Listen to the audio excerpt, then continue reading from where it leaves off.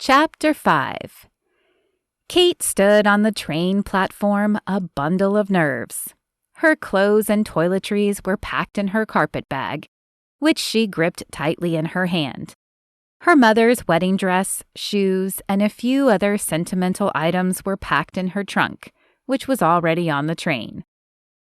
"Are you sure you want to do this?" Robert asked. Worry lines marred his forehead, and his hazel eyes were filled with concern.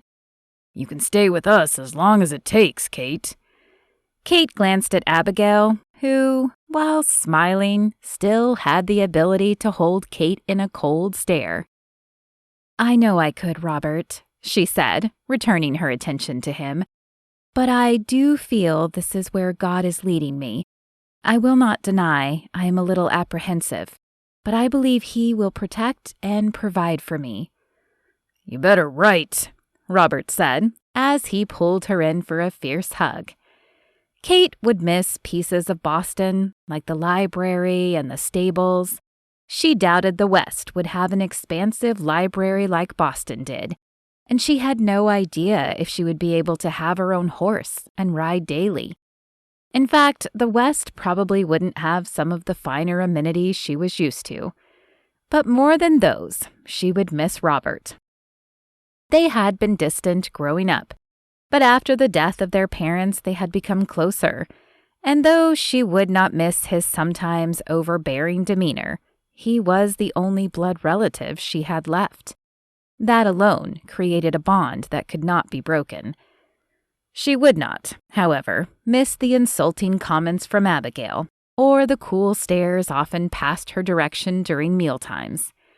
She had never felt such a dichotomy of being family, but feeling like an unwanted guest. "Of course I will." Emotion constricted Kate's throat. She had not expected leaving to be so hard. Even quitting the school had been more emotional than she had expected. While the older boys had not seemed to care she was leaving, one of the younger boys had run up and hugged her legs. Surprised, she had patted his hair, promising him their regular teacher would be returning soon. Her words had not consoled him, and the image of his crocodile tears streaming down his dirty face would remain seared in her mind for many months. "All aboard!" The shout from the train conductor ended Kate's memory of the day before. "I suppose I should be going," Kate said with a sigh. "I will write as soon as I arrive." Before Robert could say anything further, Kate hurried onto the train. She chose a seat at a window and waved to them. Moments later, the train surged forward as it pulled out of the station. "Is this seat taken?" Kate looked up to see an older woman, clad all in black, looking down at her. "No, it's free." Kate picked up her bag and placed it on her lap. She was thankful that another woman had chosen to sit next to her. Spending the ride so close to a man might have given her anxiety. "Thank you," the woman said as she sat.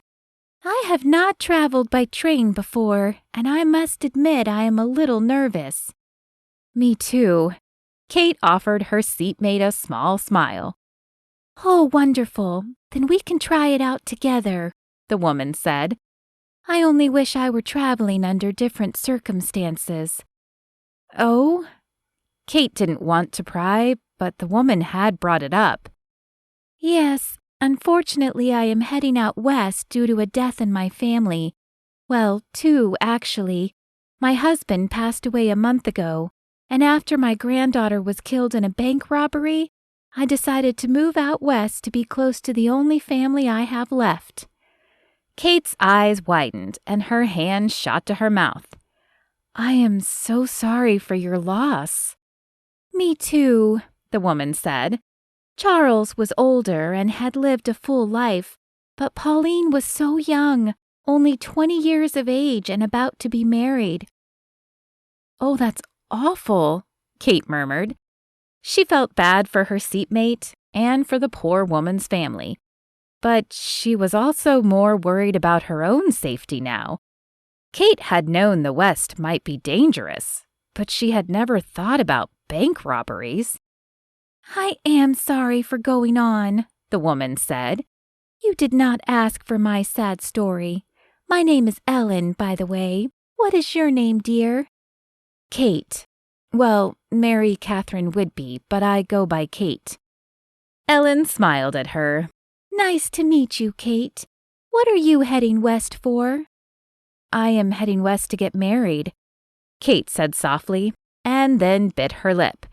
Normally, marriage was a happy occasion, but she felt bad discussing hers with this woman, as her granddaughter had been about to marry.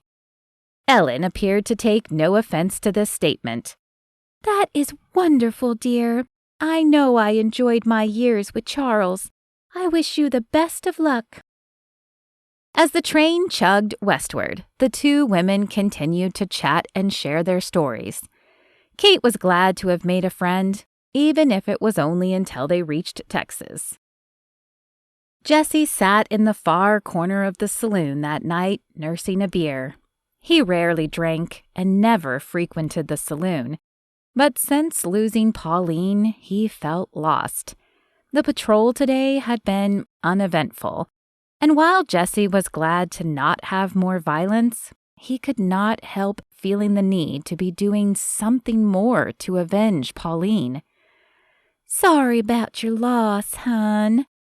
Jesse looked up to see a buxom blonde standing over his table. Her bright red corset was cinched tight with black laces to create the illusion of a thinner waist. But all it did was send extra skin spilling over the top. Jesse dropped his eyes. These scantily clad women were only one reason he had generally avoided saloons. Thank you, he mumbled into his mug. I could help you forget your pain, she said in a suggestive voice as her hand touched his arm. Jesse flung her arm away and stood up. Don't touch me. The room tilted and spun as he tried to focus.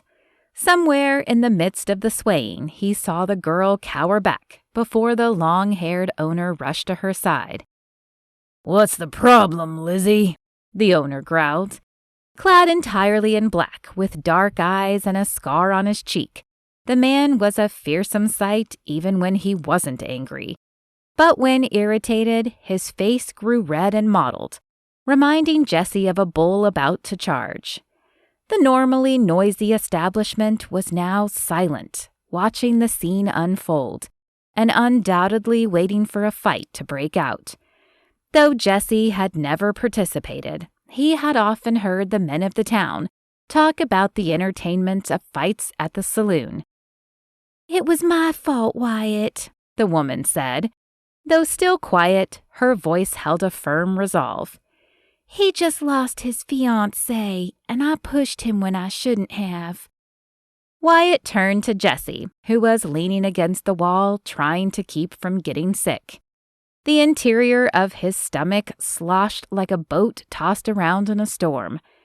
Alcohol was another reason he didn't frequent saloons. He never had learned to like the taste, and he hated what it did to his stomach. I think it is time you left for tonight, Wyatt said. I don't like my ladies getting upset. I was just leaving anyway, Jesse slurred. He pulled a few coins from his pocket and tossed them on the table before staggering out of the saloon. He should never have been in there, not as a Christian, and not now that he was a deputy. It did not create the type of image he wanted to portray. But with Pauline gone, his life was suddenly upside down, and he no longer knew which way was up. Even worse, he wasn't sure that he cared. He had almost made it to his horse when something caught his foot and he stumbled, falling onto the dusty ground. For a minute, he thought about simply laying his head down and sleeping off his stupor there. But before he could, a hand appeared in front of his face. Jesse raised his eyes to see Pastor Lewis staring down at him. I was hoping to find you, Jesse, the pastor said. His soft, kind voice usually uplifted Jesse's spirits. But tonight, Jesse didn't want pity. He just wanted the pain to stop. "Why, Pastor? Why did he take her?" The pastor took Jesse's hand and helped him stand. "We can't always see God's plan, but He has one, Jesse, and we have to trust that good will come even in the midst of our trials. I don't know what good can come from Pauline's death." Pastor Lewis placed Jesse's arm around his shoulder and supported the man with his other arm.